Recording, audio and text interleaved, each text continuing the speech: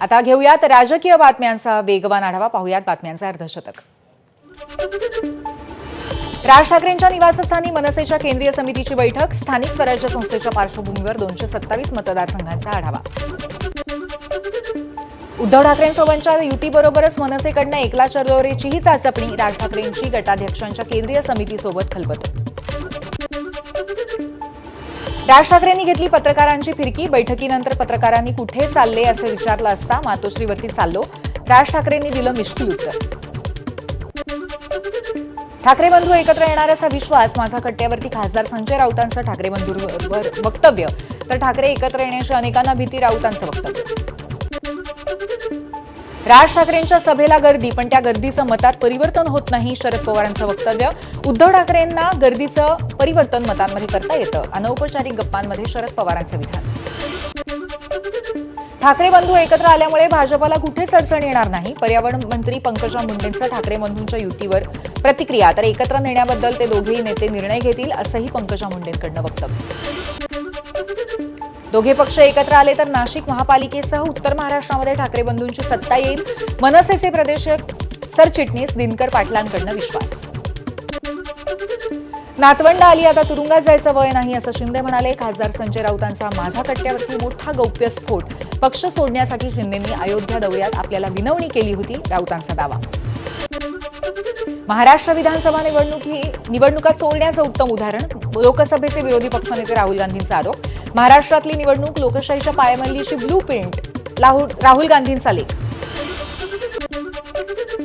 राहुल गांधींनी सांगितले निवडणूक चोरण्याचे 5 टप्पे. निवडणूक आयुक्त नेमतानाच आयोग ताब्यात घेतला, मग खोटे मतदार घुसवले, त्यानंतर मतदान टक्केवारी फुगवली. राहुल गांधींचा आरोप. भाजपला जिंकण्याची गरज असलेल्या जागी बोगस मतदान. राहुल गांधींचा आरोप. तर पुरावेही लपवून ठेवल्याचा राहुल गांधींचा लेखात दावा.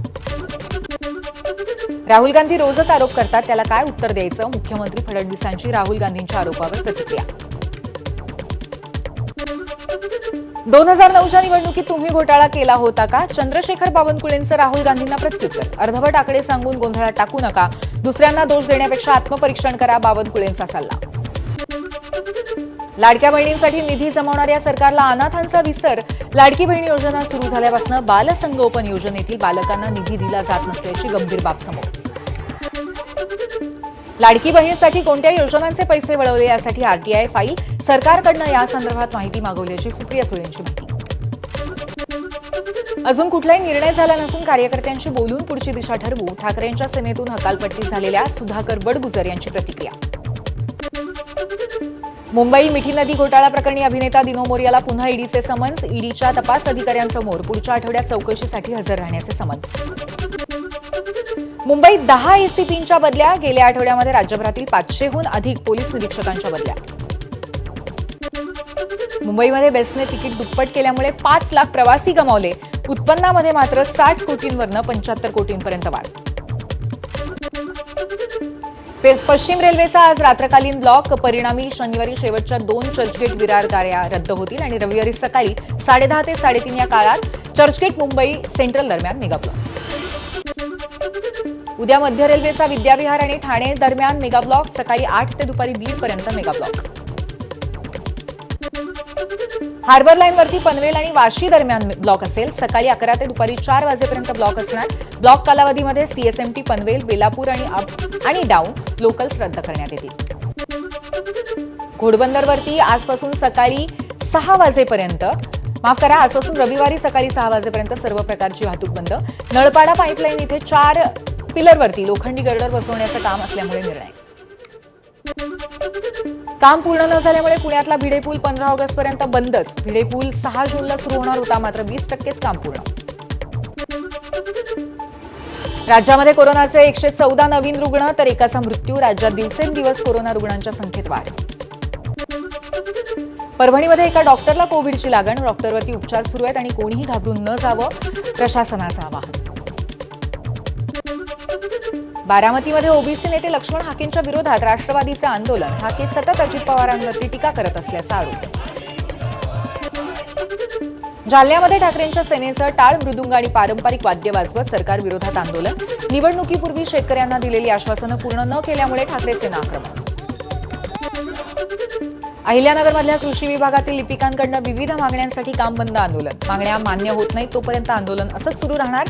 लिपिक संघटनेच्या जिल्हाध्यक्षांचा सरकारला इशारा. गुजरातच्या बसमधनं महाराष्ट्रात बोगस बियाणांची तस्करी. अक्कलकुवा बस स्थानकामध्ये कृषी विभागाच्या कारवाईत 1.5 लाख किमतीचं बोगस बियाणं जप्त. वैष्णवी आगवणे आत्महत्या प्रकरणातील सहआरोपी निलेश चव्हाणला 14 दिवसांची न्यायालयीन कोठडी. सोमवारी वारजे पोलीस निलेश चव्हाणचा ताबा घेणार.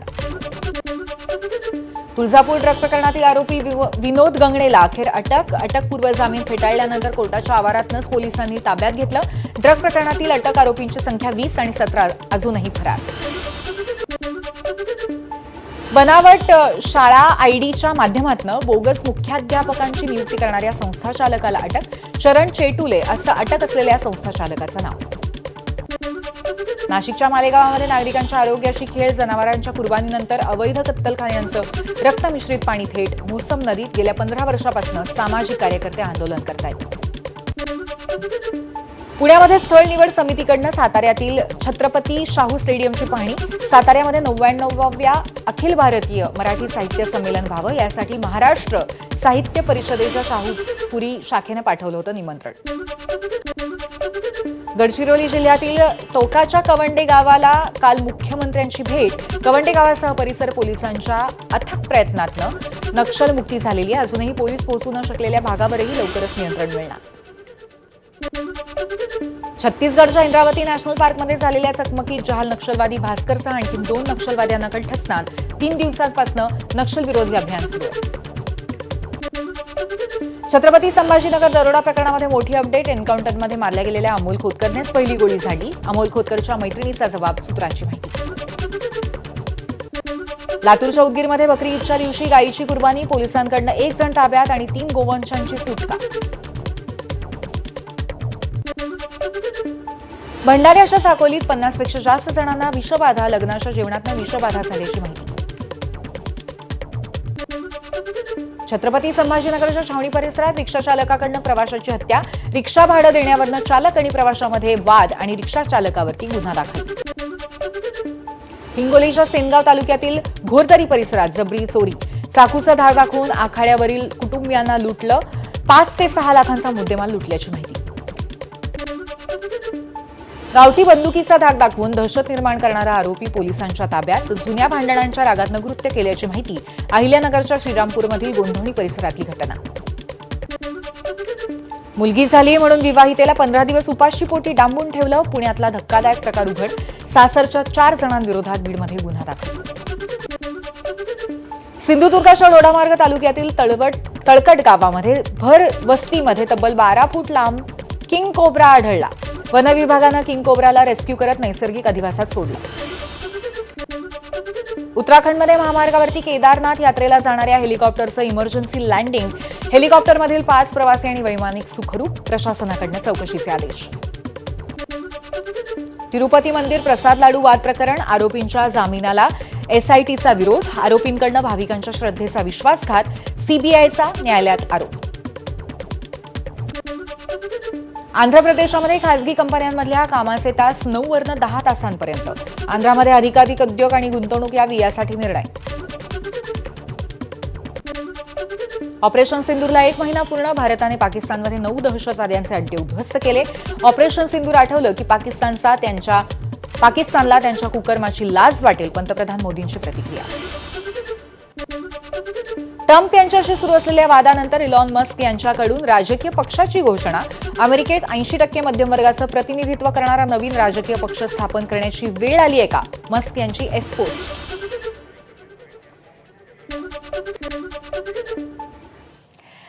यानंतर सर्वांसाठी एक अतिशय महत्त्वाची बातमी.